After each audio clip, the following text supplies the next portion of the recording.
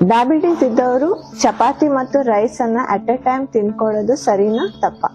Diabetes ಇದ್ದವರು rice ಮತ್ತೆ ಚಪಾತಿನ at a time ತಿನ್ಕೋಬಹುದು, ಆದ್ರೆ ಗೋಧಿಯಲ್ಲಿ ಜಾಸ್ತಿ ಸ್ಟಾರ್ಚ್ ಮತ್ತು ಗ್ಲೂಟನ್ ಕಂಟೆಂಟ್ ಜಾಸ್ತಿ ಇದೆ. ಅದೇ ತರ ರೈಸ್ ಅಲ್ಲೂ ಕೂಡ ಸ್ಟಾರ್ಚ್ ಕಂಟೆಂಟ್ ಜಾಸ್ತಿ ಇರೋದ್ರಿಂದ ಡಯಾಬಿಟಿಸ್ ಇರೋರು ಚಪಾತಿ ಮತ್ತು ರೈಸ್ ಅನ್ನ ಅಟ್ ಎ ಟೈಮ್ ತಿನ್ಕೊಂಡ್ರೆ ಡೆಫಿನೆಟ್ಲಿ ಅವ್ರ ಶುಗರ್ ಲೆವೆಲ್ ಇನ್ಕ್ರೀಸ್ ಆಗೋ ಚಾನ್ಸಸ್ ಇರುತ್ತೆ.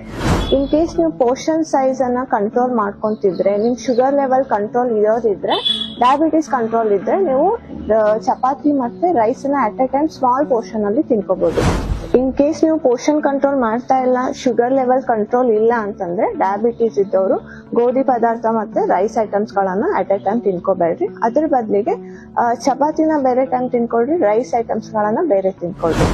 ರೆಗ್ಯುಲರ್ ಆಗಿ ಚಪಾತಿ ರೈಸ್ ಐಟಮ್ಸ್ ಗಳನ್ನ ಸೇವನೆ ಮಾಡೋದ್ರ ಬದಲಿಗೆ ಅದ್ರ ಜೊತೆಗೆ ಜೋಳ, ಸಜ್ಜೆ, ನವಣೆ ಇನ್ನಿತರ ಸಿರಿಧಾನ್ಯಗಳನ್ನ ಕೂಡ ನೀವು ಬಳಸಬಹುದು. ಓಟ್ಸ್ ಗಳನ್ನ ಕೂಡ ಸೇವನೆ ಮಾಡೋದ್ರಿಂದ ನಿಮ್ ಶುಗರ್ ಲೆವೆಲ್ ಕಂಟ್ರೋಲ್ ಆಗ್ಬೋದು.